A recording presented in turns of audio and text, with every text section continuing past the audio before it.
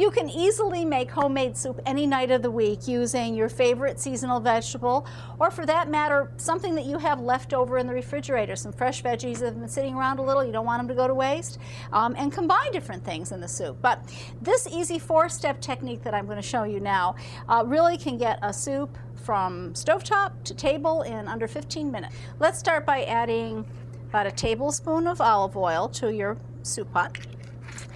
And to that we're going to add 1 cup, about 8 ounces or so, of chopped onions. And we're going to turn that down just a little bit because I don't want those to burn. I just want them to cook on low. And keep that stirring on low for about 8 to 10 minutes until the onions are tender and translucent.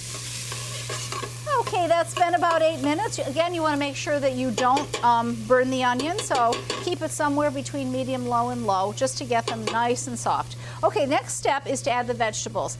And today I'm using asparagus. I took a whole bunch of asparagus and all I did was trim off the very bottom and then cut the pieces into 1-inch pieces. So let's add the asparagus right now to the onions and give that a little bit of a stir too.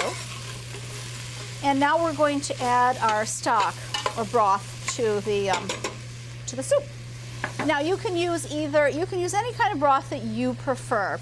In this case, either a vegetable stock or a chicken stock would be good choices. If you want to keep it vegetarian, use the vegetable stock, but I prefer the chicken broth. The proportions are about 1 pound of vegetables to about 32 ounces of stock.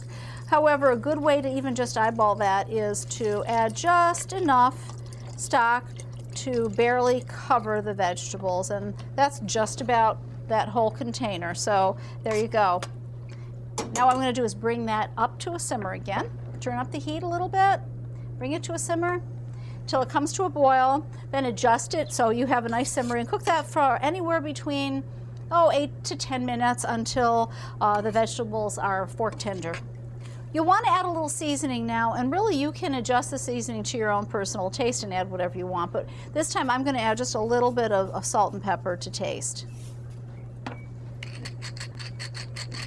Okay, it's been about 10 minutes and the asparagus are tender. I'm going to turn off the heat now, and we're almost ready to serve the soup. But you have a couple options here actually. You can eat it like this if you'd like, or you can blend it into a creamier soup, but not using any cream. You can still get that same velvety texture without cream by just simply blending. So I'm going to use a hand blender right now and just blend until you get the consistency that you want. It can be totally blended, or it can have a little bit of chunky asparagus in it, any way you like it.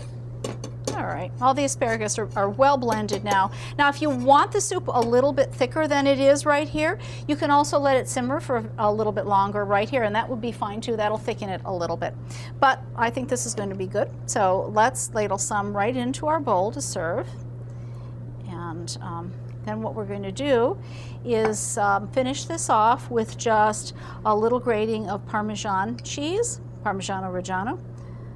There's lots of other things you can put in here. Sometimes I like to drizzle just a little bit of extra virgin olive oil into my soup. That's really another delicious way to enjoy it. So there you have it, asparagus soup. This is a really easy way to balance your calories during a week of heavier eating, and also a great way to get more veggies on the table.